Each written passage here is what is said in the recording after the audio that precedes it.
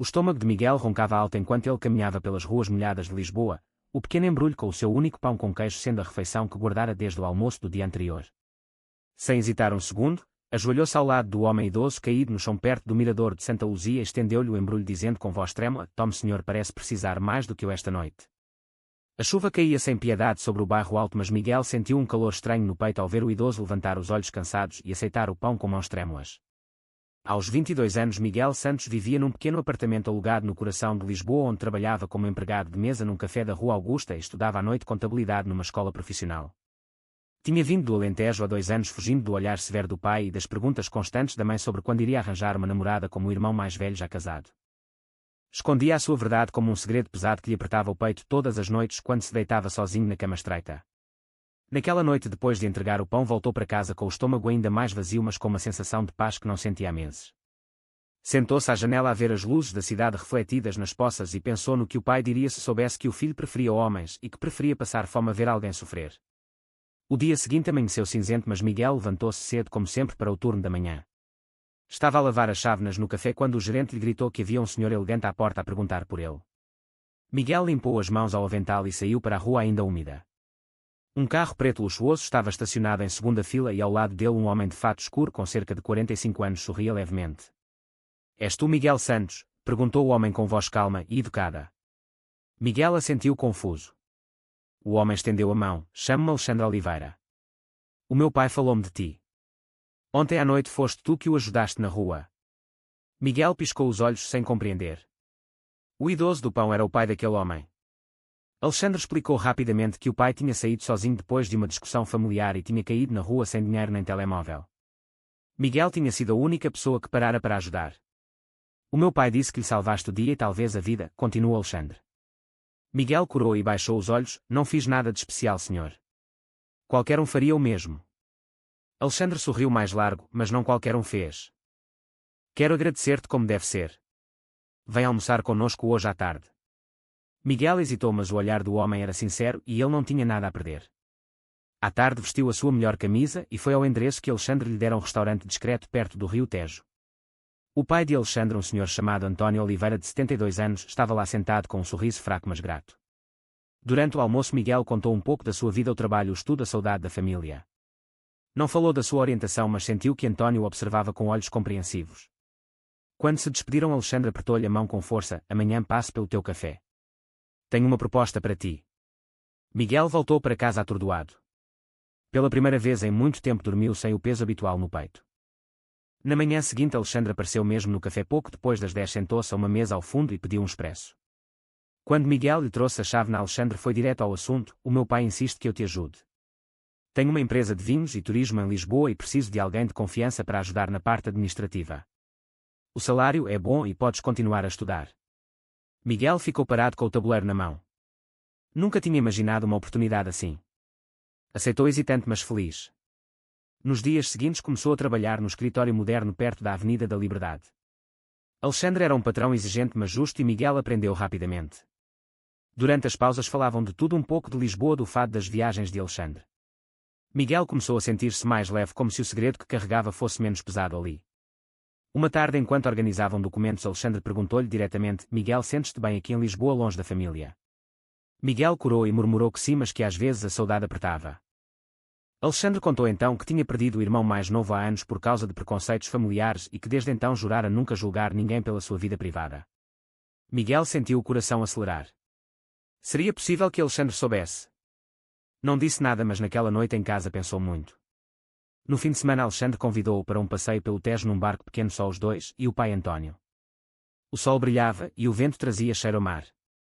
António falou da sua juventude em Portugal, quando ser diferente era impossível. Miguel sentiu os olhos marejados. Pela primeira vez falou um pouco da sua verdade sem dizer tudo. "Às vezes sinto que não encaixo naquilo que a minha família espera." Alexandre pousou a mão no ombro dele. "Aqui encaixas, Miguel. Aqui és livre." A amizade crescia devagar mas sólida. Miguel começou a sorrir mais no trabalho e os colegas notavam. Um deles, Pedro, um designer gráfico de 25 anos, começou a conversar mais com ele durante o almoço. Pedro era aberto, sorridente e tinha um olhar que fazia Miguel sentir borboletas no estômago. Uma noite depois do trabalho, Pedro convidou-o para um concerto de fado no Alfama. Sentados numa mesa pequena a ouvir a voz triste da cantora, Miguel sentiu pela primeira vez que talvez pudesse ser ele próprio.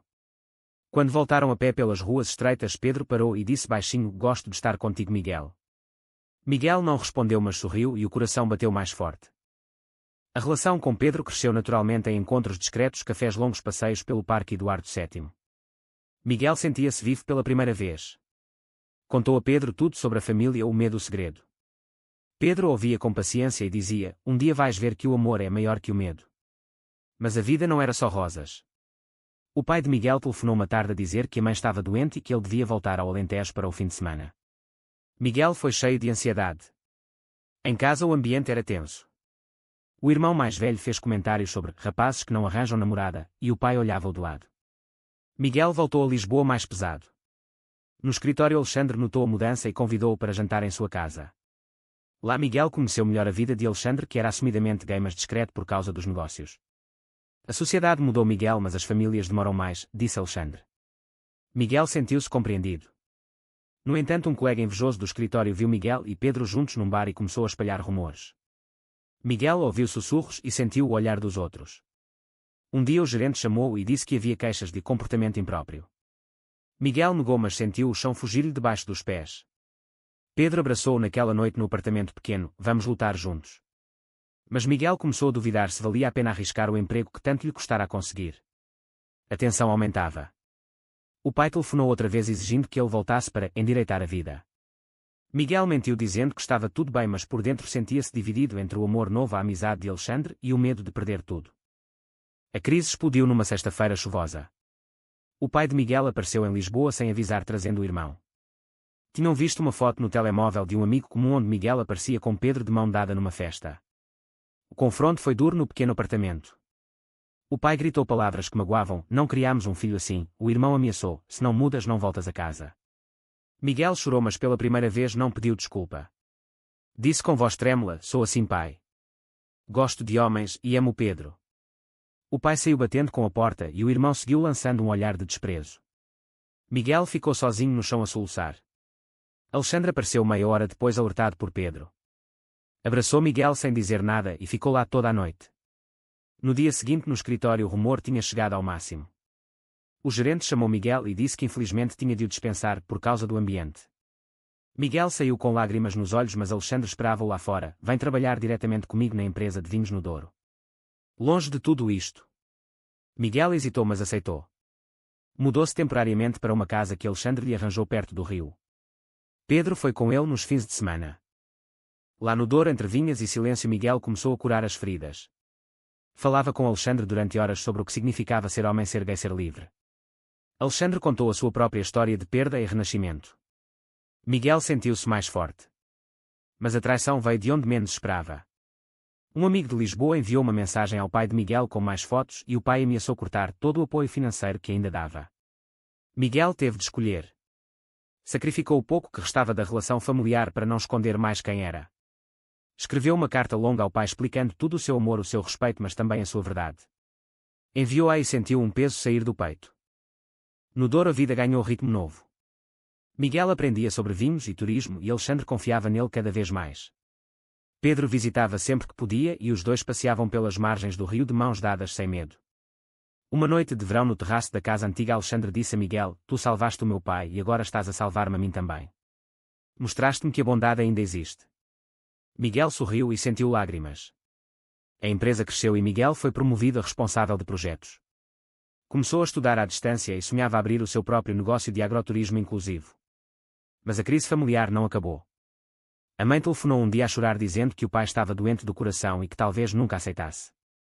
Miguel decidiu ir ao Alentejo sozinho. O encontro foi tenso, mas diferente. O pai estava mais fraco e ouviu em silêncio.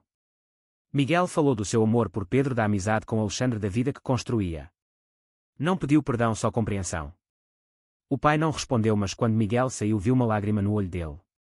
De volta ao Douro, Miguel contou tudo a Pedro e a Alexandre. Os dois abraçaram-no e pela primeira vez Miguel sentiu que tinha uma família escolhida. O romance com Pedro aprofundou-se em momentos simples, jantares longos, risos partilhados, planos para o futuro. Miguel aprendeu a perdoar-se pelas dúvidas passadas e a abraçar a sua identidade sem vergonha. Alexandre tornou-se como um irmão mais velho e juntos desenvolveram um projeto de apoio a jovens LGBT no mundo rural. Miguel sentiu-se útil e completo. A tensão dos meses anteriores transformou-se em força. Ele já não era o rapaz assustado que passava fome para ajudar um estranho. Era um homem que escolhia o amor e a verdade todos os dias. O outono chegou colorindo as vinhas de ouro e Miguel completou 23 anos com uma festa pequena mas cheia de gente que amava. Pedro estava ao seu lado, Alexandre, e o pai António também.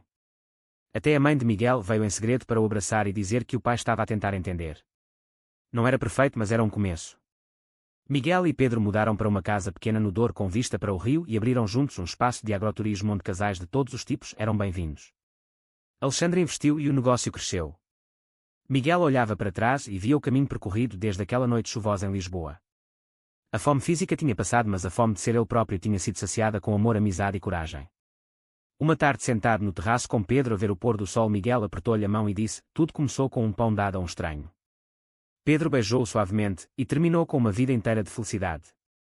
Alexandre veio visitá-los e os três brindaram ao futuro. Miguel tinha crescido. Já não escondia nada. Enfrentava o mundo de cabeça erguida e coração aberto. A família ainda lutava, mas o laço não se quebrara completamente. A sociedade em Portugal mudava e Miguel fazia parte dessa mudança. No final de um dia longo, Miguel olhou para Pedro, que dormia ao seu lado, e sorriu. A vida tinha-lhe dado mais do que alguma vez sonhara. A bondade voltara multiplicada.